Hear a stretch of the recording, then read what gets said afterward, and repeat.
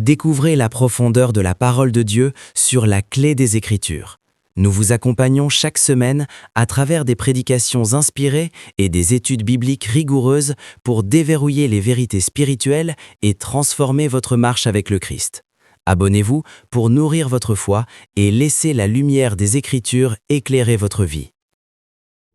Aujourd'hui, il m'a été donné la grande responsabilité par notre pasteur, que nous aimons beaucoup, de partager la parole de Dieu avec vous. C'est toujours une grande, énorme responsabilité de partager la parole de Dieu. Je pense qu'il y a plusieurs façons de faire le ministère ensemble et qu'on n'est pas obligé vraiment de faire le ministère avec quelqu'un en lui demandant de prêcher. Je pense qu'il y a beaucoup de choses qu'on peut faire et me demander de prêcher, je pense que c'est vraiment une très, très grande marque de confiance, pasteur. Je dis vraiment merci de m'accorder de partager la parole de Dieu. Je vais avoir un certain nombre de textes que je vais lire avec vous. Et puis, j'en prendrai un en particulier sur lequel je tournerai en grande partie. Il n'y a que 3 textes minimum. Les autres, je les citerai. Dans l'idée d'équilibre, parce qu'on est en train de parler de l'équilibre, je vais aborder une pensée biblique d'un équilibre à 360 degrés qui se retrouve souvent dans la Bible, dans ce groupe de mots. Et c'est ce groupe de mots-là que je vais utiliser. Repos de tous côtés. Vous trouverez cette expression-là dans la Bible. Repos de tous côtés. Certaines versions disent repos de tous les côtés. Et c'est donc ça mon titre aujourd'hui. Repos de tous côtés. Alors, rien que pour que le voisin ne l'oublie pas, est-ce que tu pourrais le lui dire, s'il te plaît? Repos de tous côtés. Si tu as un voisin à qui ne le dit pas, ça veut déjà dire que tu n'as pas repos de ce côté-là. Change de côté. Merci Seigneur pour le voisin qui dit repos de tous côtés.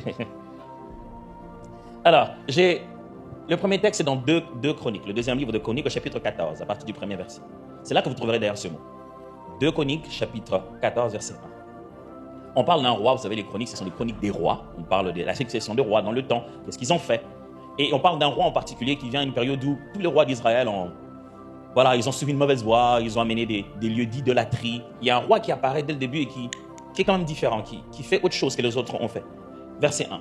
Asa fit ce qui est bien et droit aux yeux de l'Éternel, son Dieu. Il fit disparaître les autels de l'étranger et les hauts lieux. Il brisa les statues et abattit les idoles.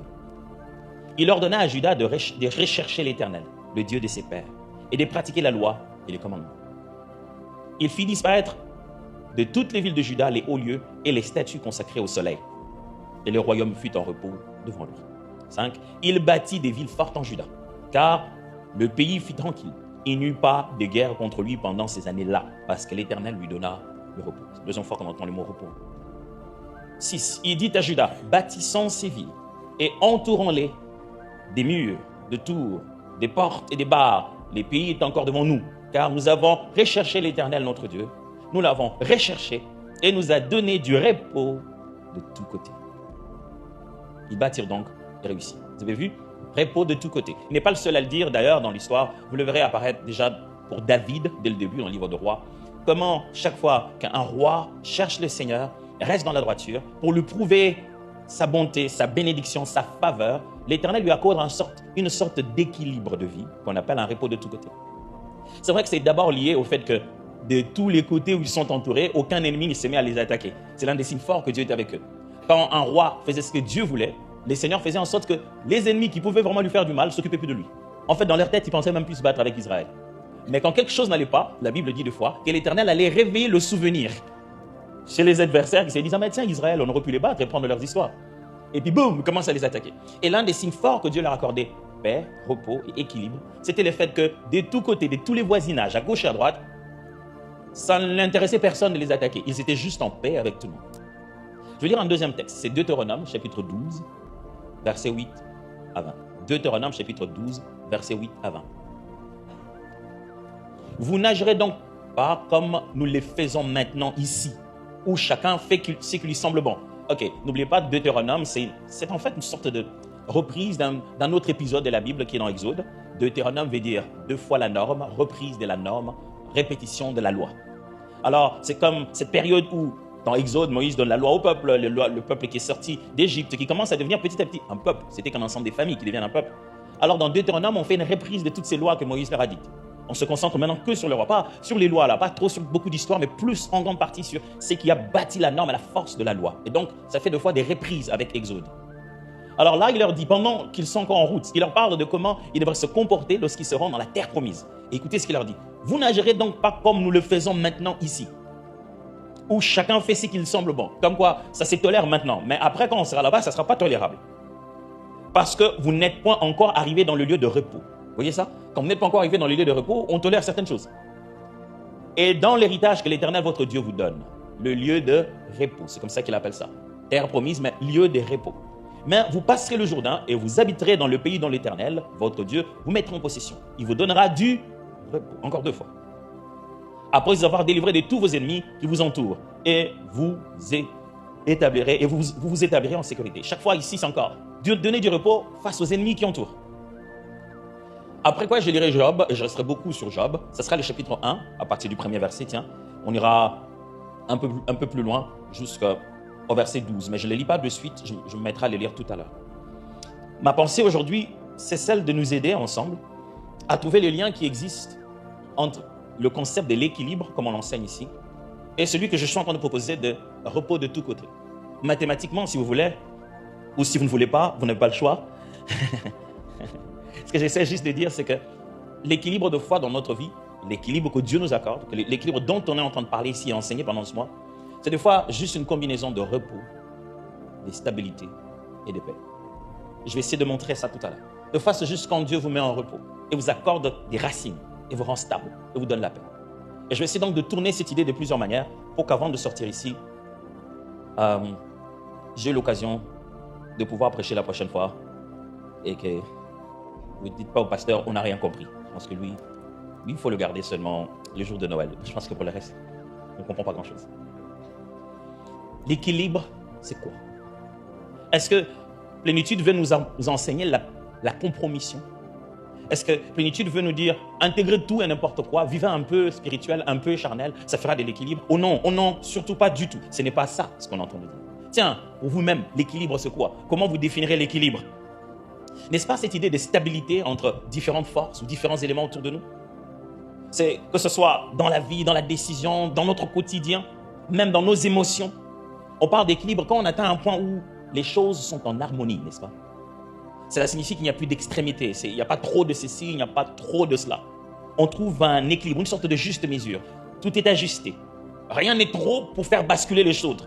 Du reste, le mot équilibre, lorsque je suis allé chercher qu'est-ce que ça voulait dire en français, c'est drôle, chaque fois que tu vas chercher un truc, qu'est-ce que ça veut dire en français, on te dit que ça vient du latin. Puis je dis, mes fils, non, le français n'a pas ses propres termes ou quoi? Ça vient toujours du latin, du grec, quelque part. Mais quand vous voyez l'histoire de comment la langue s'est formée, vous verrez que plusieurs peuples se sont rencontrés à la création de la langue. Mais le français dit, je ne voudrais pas vous lire les mots en latin, mon latin n'est pas latin du tout. Mais ça veut dire que le premier des mots veut simplement dire égal et l'autre veut dire balance. L'idée d'équilibre à la base, c'était de vous pensez à la balance, les deux côtés de poids, on trouve un moyen là où la balance est égale. Alors c'est pour cette raison que quand on dit équilibre, souvent dans la tête, nous pensons qu'il s'agit d'égalité et que nous puissions mettre nos vies à égale mesure. Malheureusement, ce n'est pas ça qu'on communique ici. Vous n'avez pas équilibre quand vous donnez une partie égale à chaque chose autour de vous. Vous n'atteindrez jamais cet équilibre. Ça ne sera que frustration, maladie, douleur et déception. Ce n'est pas ça qu'on enseigne ici. Vous ne trouverez pas une parfaite balance où chaque chose a une petite partie. Imaginez que vous en avez 3 choses à faire dans la vie. Vous divisez par 3, ça fait quoi? 3, 3, 3, 3, 3, 3, 3, 3, 3, 3, 3, 3, 3, 3. La pensée ici, c'est que quand on dit à quelqu'un qu'il est équilibré, on veut simplement dire que les différents aspects de sa vie sont faits avec une sorte de conscience et d'ordre de priorité. On dit, je suis conscient que voilà la chose la plus importante et je sais bâtir autour de reste. Je vais bien m'expliquer encore tout à l'heure.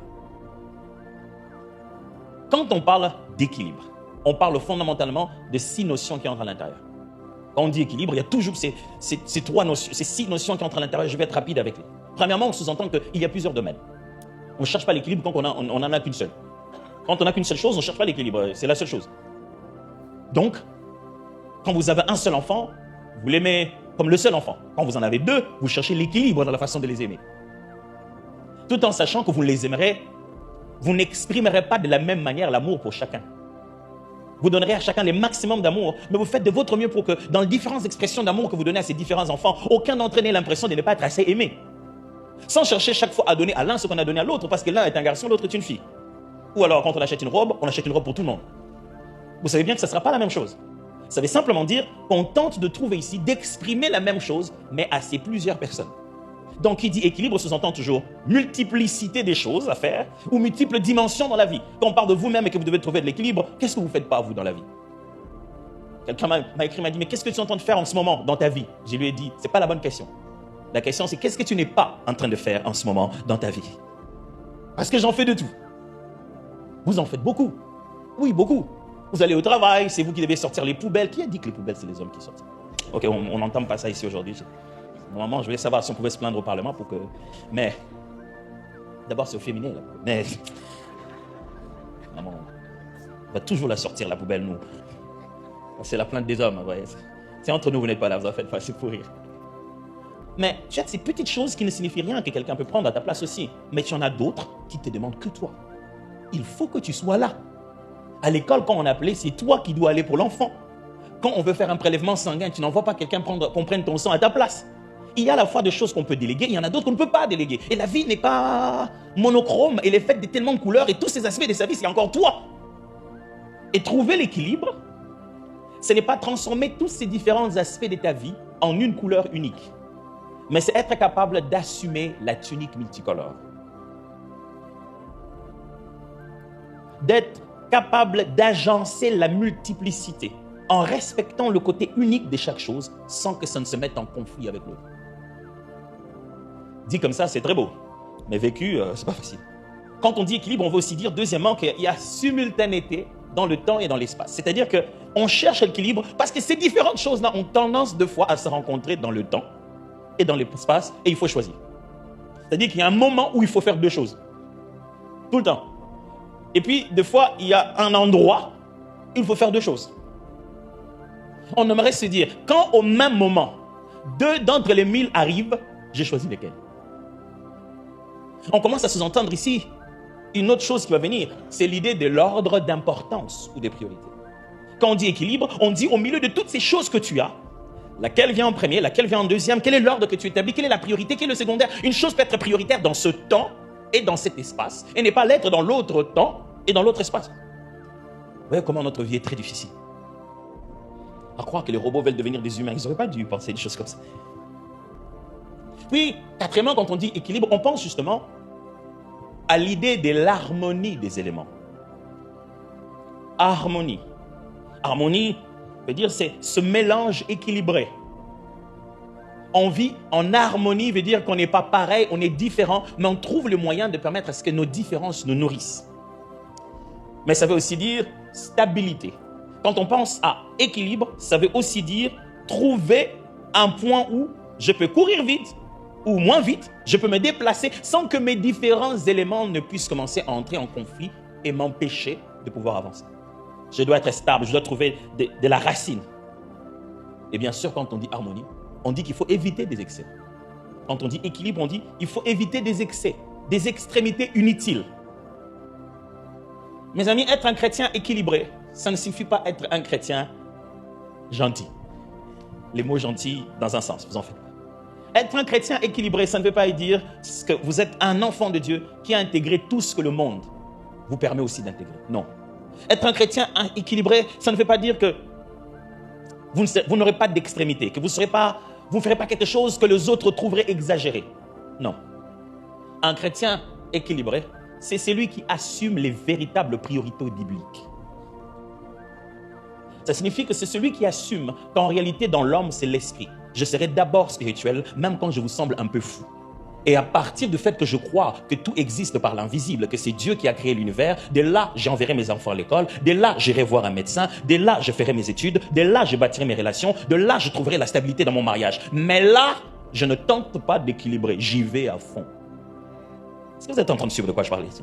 L'équilibre véritable d'un chrétien, on va le découvrir, commence lorsqu'il choisit cette position stable, que le monde ne considère pas être centriste.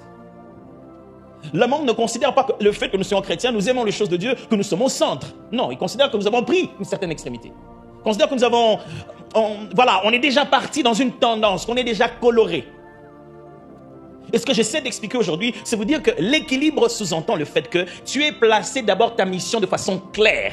Tu l'as compris comme Dieu veut que tu la comprennes et tu te mets à bâtir tout autour de ça avec harmonie. Quand Jésus est venu, il n'a jamais eu honte d'être Jésus. Il n'a jamais essayé de faire tout pour que tout le monde l'aime. C'est comme s'il faisait d'ailleurs le contraire. Donc on avait envie de lui dire, Jésus, les pharisiens sont là, évite de les citer dans ta prédication d'aujourd'hui, mais bah, ça faisait rien. C'est comme si vous l'avez énervé, quoi. C'est comme si vous l'avez provoqué. Les hypocrites. Oh, j'imagine les disciples. Il ne faut pas dire ça en public. Et vous allez les découvrir quand je l'explique ici. C'est lorsque ces rois, le roi en particulier, Asa ici, trouve le but véritable que Dieu voulait pour la nation. Quand son cœur se rattache à Dieu, le reste commence à se bâtir tout autour. Croyez-moi, vous aurez fait toutes sortes d'exercices pour la paix émotionnelle, pour le calme de votre homme intérieur. Et restez déséquilibré tant que vous ne savez pas votre raison d'exister. Tant que vous ne comprenez pas pourquoi Dieu vous a appelé, vous aurez un emploi du temps très bien réparti, mais une vie complètement déséquilibrée. Vous vous poserez la question, j'ai du temps pour moi-même, je vais au spa chaque samedi, j'ai fait le sport, mais pourquoi ma vie va toujours un peu en pente? Ce n'est pas votre emploi du temps qu'on essaie d'équilibrer. Ce qu'on essaie d'équilibrer, c'est l'ordre divin des esprits, âme et corps dans l'humain. Je vais répéter ça. L'équilibre qu'on essaie de communiquer ici, que vous puissiez savoir comment Dieu ordonne ces trois aspects de votre vie. Qu'est-ce qui est primordial, secondaire et tertiaire? Qu'est-ce qui est le centre autour duquel on bâtit les restes?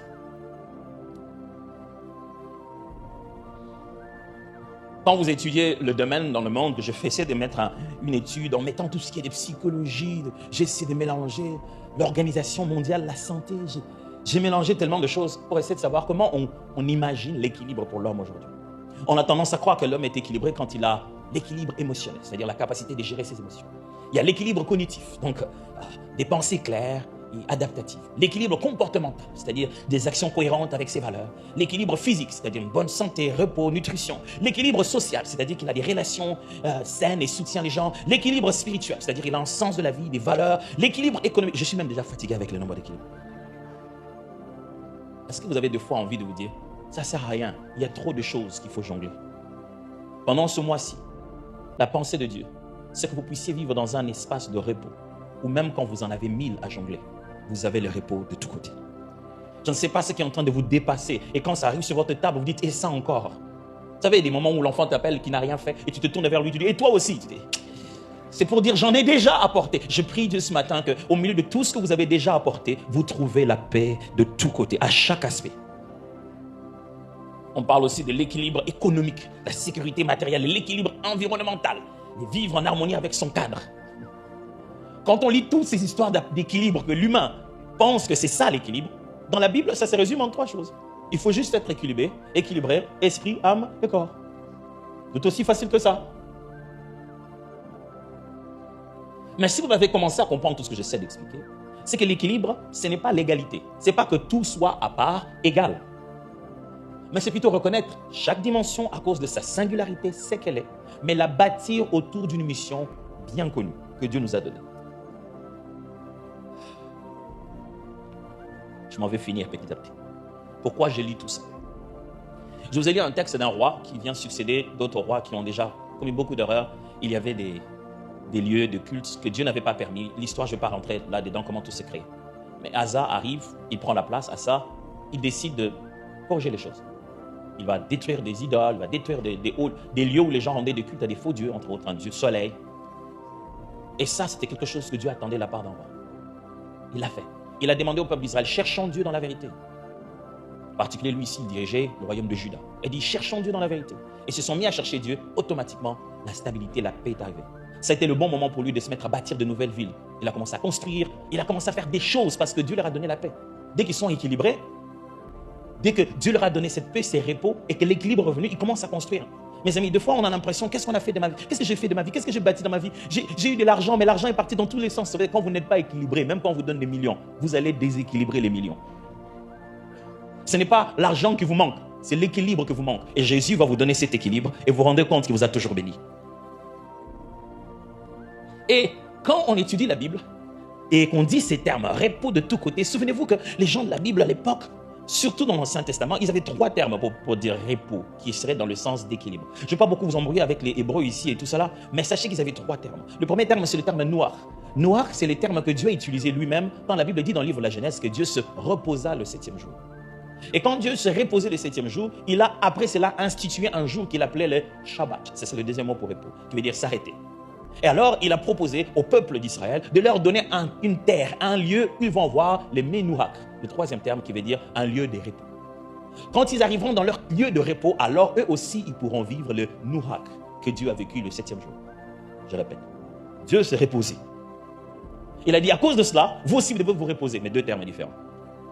Ici, lui, il a Nouhak, et là, il a Shabbat. Il nous demande tous le Shabbat. Il dit, je vais vous donner un lieu où il y aura les Menouhak, il y aura tellement de paix et de repos et de stabilité. Quand vous arriverez là-bas, alors vous aussi, vous aurez l'occasion de vivre un Nouhak, comme moi j'en ai vécu. Toujours en train de me suivre? Le but de Dieu, la pensée de Dieu, même en donnant au peuple d'Israël une terre promise, même mieux, le but de Dieu, la pensée de Dieu en nous promettant le ciel, c'est que nous puissions nous aussi nous reposer de tous côtés. Mais voilà ce qu'il a fait. Il n'a pas fait que le royaume soit toujours l'endroit où nous allons partir à notre mort ou à l'enlèvement. Il a fait en sorte que le royaume est au milieu de nous.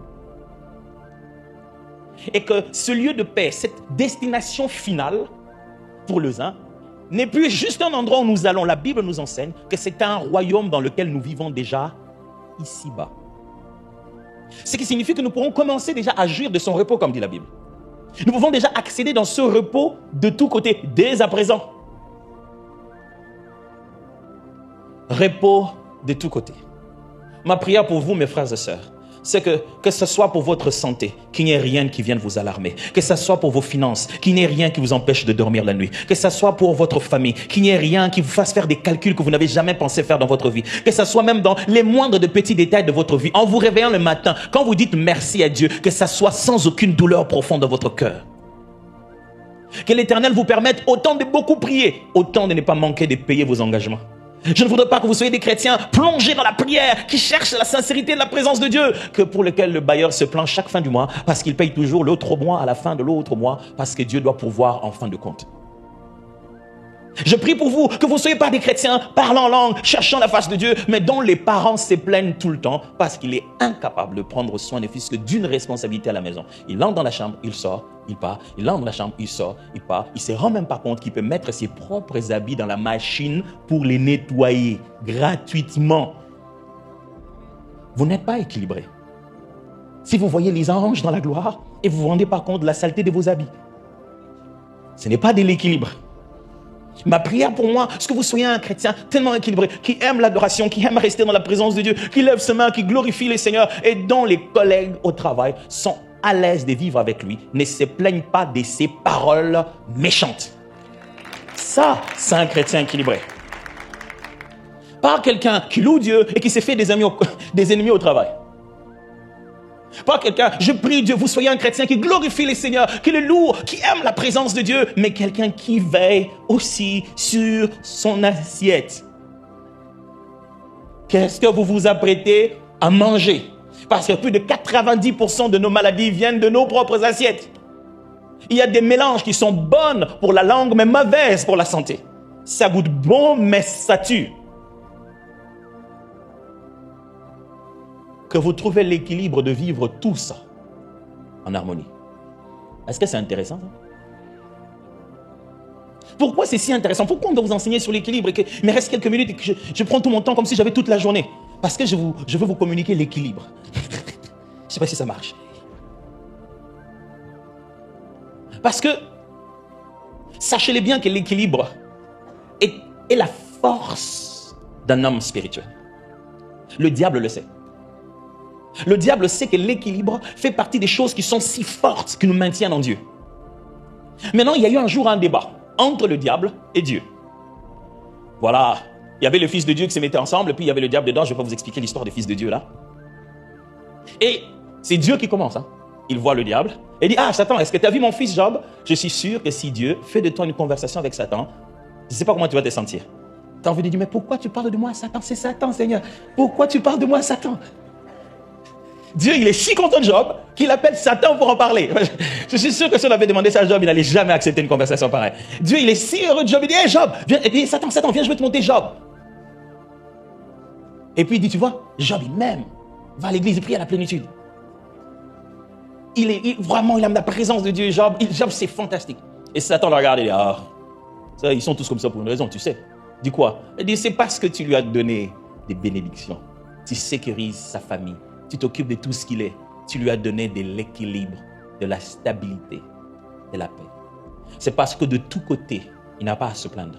C'est pourquoi il te suit. Dieu dit non, non, non, non, non, non, non, c'est l'inverse par contre. C'est parce qu'il me suit que je le lui ai donné. Vous savez que vous êtes déséquilibré quand vos conséquences deviennent votre poursuite. Quand ce qui devait vous être donné par-dessus devient la chose que vous cherchez principalement. Dieu essaie d'expliquer à Satan, il dit non, non, non, non, non, c'est l'inverse. Hein. En fait, lui, il me cherche. Puisqu'il me cherche, moi, j'ai trouvé ça cool. Je dis, bah attends, j'apprends ça aussi. Ça te donne la vie. Satan dit non, non, c'est pas ça. Ok. Puisqu'ils se battent et le débat est centré maintenant sur les différents aspects de la vie de Job. Le débat entre Dieu et Satan, c'est oui ou non si on lui enlève ça. Si on lui fait partir de la paix de tous côtés, va-t-il subsister? Dieu a compris que le débat était fort. Il dit, bah, ok, on va arrêter ces débats. Vas-y, va l'attaquer. Prends tout ce qui est à lui. Vous allez lire tout à l'heure avec moi, vous allez voir que c'est très beau à lire. Dieu et le diable appellent les choses que Job a, les choses qui lui appartiennent. Je ne sais pas si vous entendez ça. Même Dieu ne dit pas les enfants que je lui ai donnés. Non, Dieu dit ses enfants. Sachez-le bien, quand Dieu nous donne les choses, ce n'est pas comme s'il tire les ficelles de l'autre côté. Il le considère un don. C'est maintenant à toi. Je ne sais pas si tu comprends de quoi je parle. Les enfants là sont maintenant à toi. La santé là est maintenant à toi. Et c'est pour cette raison que quand Dieu parle à Satan, il dit, oh, on ne touche pas, c'est à lui. Je dois te permettre de toucher. Il dit, vas-y, touche, mais ne touche pas. Job 1. Il y avait dans le pays un homme qui s'appelait Job. Et cet homme était intègre et droit. Il craignait Dieu et s'est détourné du mal. Il lui naquit 7 fils et 3 filles. Vous avez fait le chiffre 10. Il gérait une famille de 10 membres. Moi, j'en ai que 4. Bon, je ne vais pas parler de mes problèmes. Il gérait une famille de 10 personnes. Il y a de quoi chercher de l'équilibre. Il possédait 7000 brebis. Ah, on parle de différents aspects.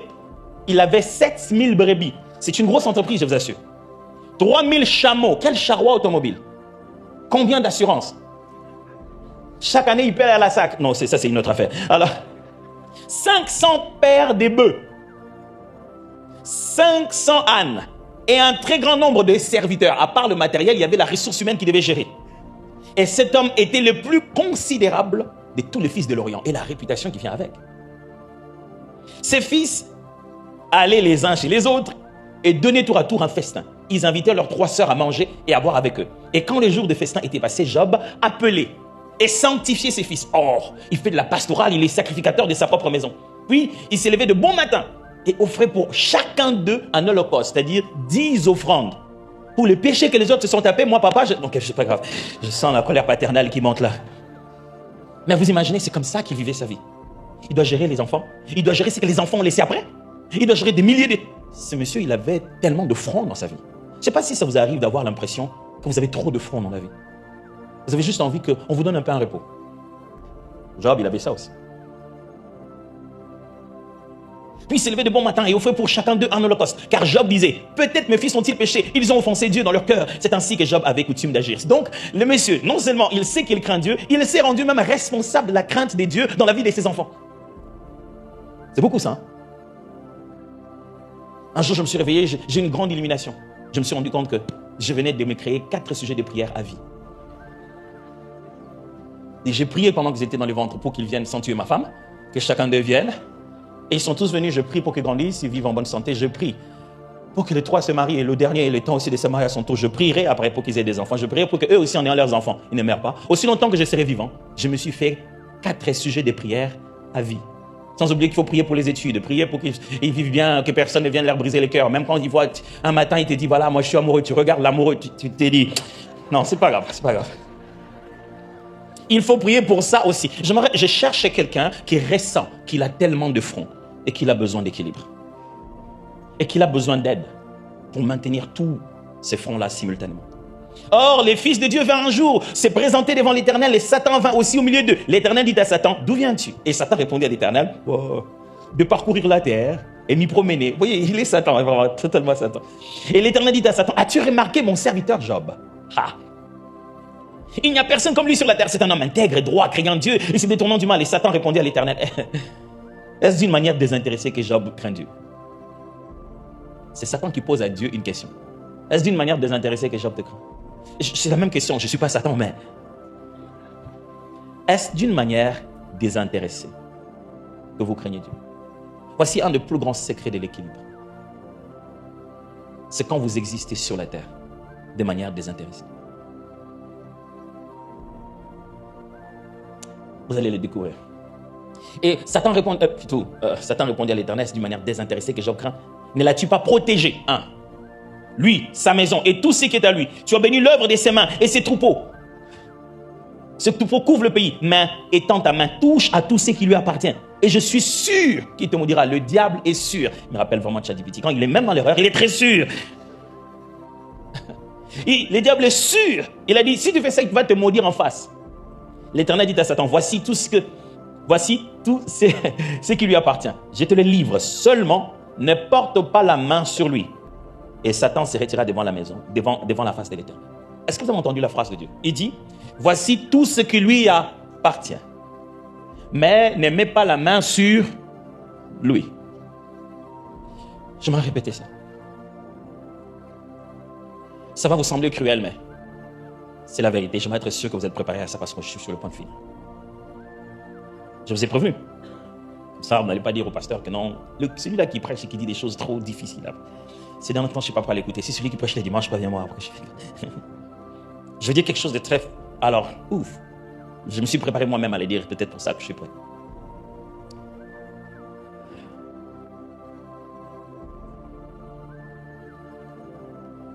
Tes enfants ne sont pas toi. Ta femme, ton mari, ce n'est pas toi. De même que ta voiture, ce n'est pas toi. Tes diplômes, tes habits, ce n'est pas toi. Tout ça là, ce n'est pas ça qui doit causer ou pas ton équilibre. C'est ça la leçon que Dieu veut donner à Job ici. Il le montre à travers la guerre qu'il a avec Satan. Il dit, Satan, touche la femme. Tu verras, ce n'est pas Job. Touche sa relation avec ses enfants. Prends même les enfants. Tu verras, les enfants, ce n'est pas Job. Touche même son avoir. Tu verras, ce n'est pas Job. Les enfants ne sont pas juste tombés malades, mes amis. Ils sont morts. Et même ça, ce n'était pas Job. Est-ce que ton compte en banque, c'est toi? Est-ce que c'est tellement devenu toi que quand une autre chose qui n'est pas toi bouge, tout en toi bouge? Je vous avais prévenu que c'est dur. Est-ce que ça signifie que, pasteur, on ne doit pas s'occuper de nos familles, on ne doit pas les porter à cœur, on ne doit pas avoir un fardeau pour eux? Ça signifie que tu ne peux pas te justifier devant Dieu de ton déséquilibre à cause du choix de quelqu'un d'autre.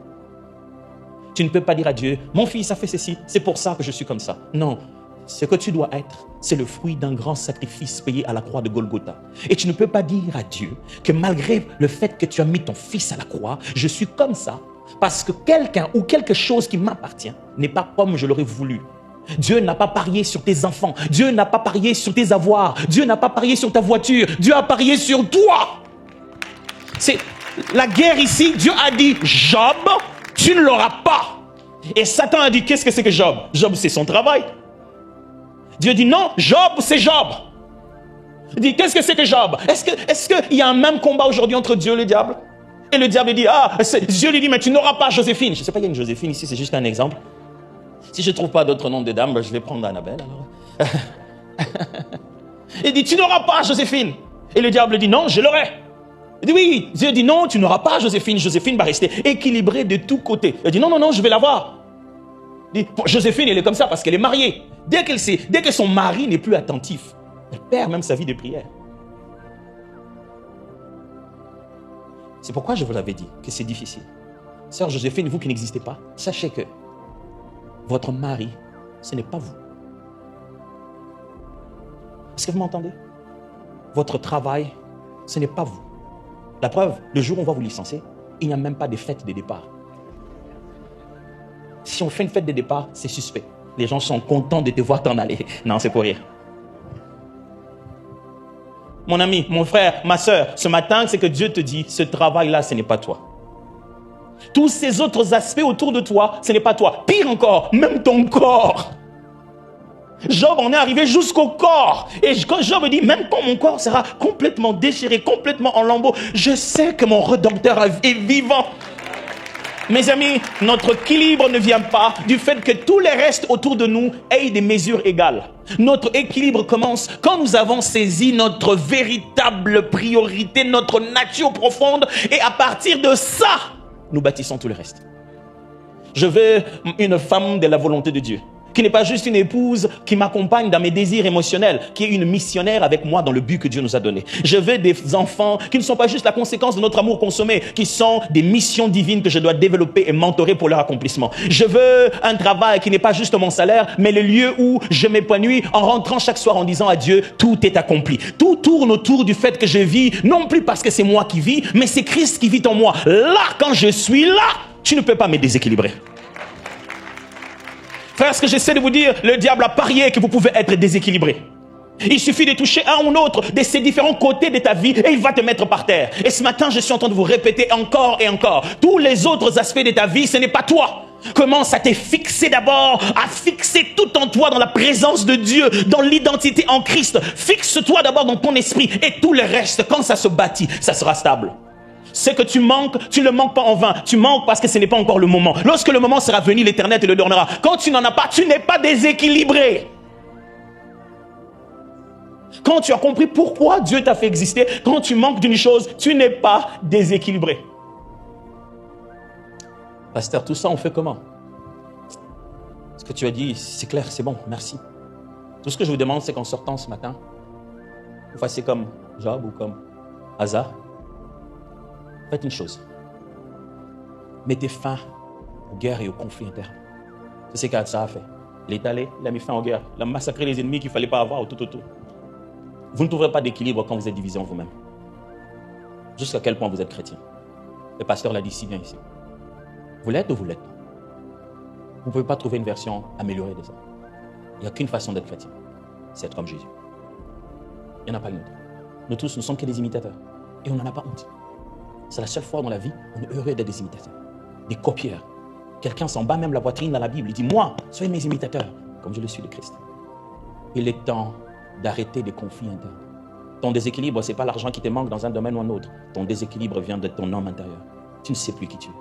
Tu regardes ton visage dans le miroir et tu ne te souviens plus de toi-même. Tu es devenu ton travail, tu es devenu ton mari, tu es devenu ta femme, tu es devenu tes enfants. Et toi, tu es qui? Quand on a touché à chacune de ces choses, tu as perdu la paix. Or, Dieu a parié. Il a dit, vous pouvez même toucher à ça. Mais lui, elle, restera elle.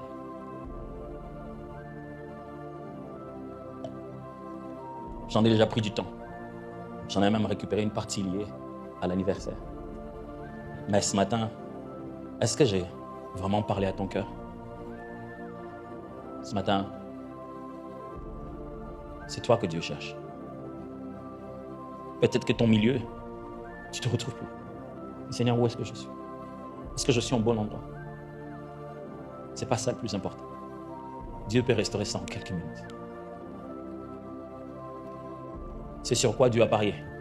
Il s'est dit, même quand on l'aura attaqué, Job restera Job. Es-tu toujours toi? Ou bien tu es devenu ton compte Facebook? Es-tu toujours toi ou tu es devenu ton avatar? S'il y a peu de j'aime, tu n'as plus de paix. Tu es déséquilibré à cause du nombre d'appréciations qui sont que des clics qui se font deux fois par hasard. Moi, je vois toutes les fois ma femme, quand elle dort à côté de son téléphone, elle clique des j'aime sans le vouloir. Es-tu toujours toi? Ou tu es en train de perdre dans ces paris? On avait parié. Cette jeune fille-là, ce n'était pas toi. Mais depuis qu'elle a dit non, écoute, toi et moi, je trouve que ça ne pense pas. Je pense que on va se laisser, chacun va prendre sa direction. Dans tous les cas, il n'y a rien que le retienne, on était encore fiancés. Et je pense que dans ces fiançailles, on ne partage pas les mêmes convictions. Ces quelques phrases t'ont ruiné. On ne te reconnaît plus, mon frère. Non, c'est parce qu'on t'empêche d'être émotionnel. Tu en as le droit. Si tu ne sens pas une douleur, c'est que tu ne l'as pas aimé. Mais Dieu a parié en disant que malgré cette douleur, toi, tu ne seras pas déséquilibré. Toi, ça ne t'empêchera pas de prier. Toi, ça ne t'empêchera pas de lire la Bible. depuis que votre manager vous a appelé au boulot. Votre superviseur vous a dit 2, 3, 4 phrases. Vous vous êtes dit, c'est comme ça qu'il avait commencé avec Dieudonné.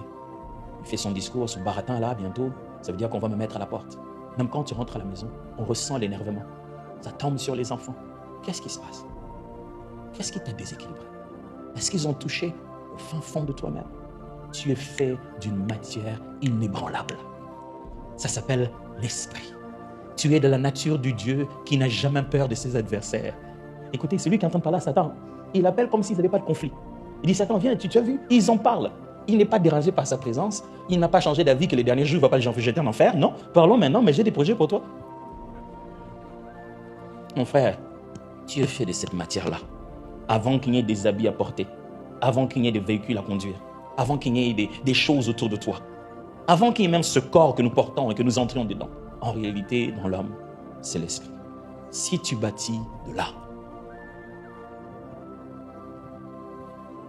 on a compris ce matin. Ça.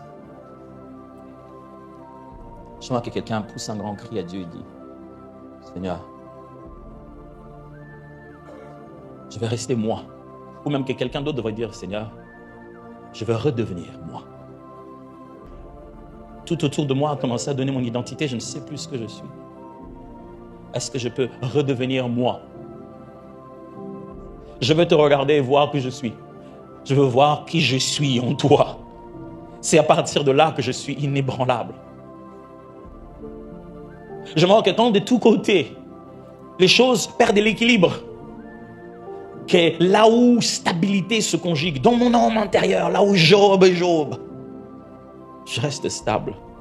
Que quelqu'un ce matin se dise, Dieu, je me regarde dans le miroir, je ne me reconnais plus. Redonne-moi de voir qui je suis vraiment. Est-ce qu'on peut prier ensemble? Juste pendant un moment. Prie seul à Dieu. Si tu veux te lever, n'hésite pas. Je pense peut-être que tu vas avancer ici, que tu te dises, pasteur, c'était ça le cri de mon cœur depuis un moment. Est-ce qu'on pourrait prier pour moi? N'hésite pas d'avancer ici. Les hommes de Dieu sont là. On va prier pour toi. Si tu sens que tu as besoin, tu penses que pasteur, je crois que là, j'ai crié, j'ai prié comme ça, mais je n'arrive pas encore à sentir une percée. C'est pas encore clair. J'ai besoin qu'on prie pour moi. N'hésite pas de venir ici devant. On va prier pour toi. Si tu penses que tu veux lever tes mains, t'es levé. Sois libre pendant ces petits moments. Il n'y a pas de protocole à ça. Il faudrait que tu ailles au fin fond de toi-même, en quête de cette personne que tu es censé être. De cette relation que tu es censé avoir avec Dieu. C'est d'abord dans l'esprit que ça commence.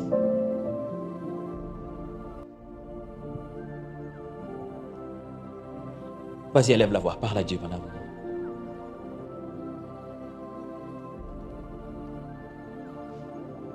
C'est le temps trop maintenant, tu marches. Tu peux te détrôner. Dieu restaure quelqu'un ce matin. Ciel est trop la terre te marche. Tu peux te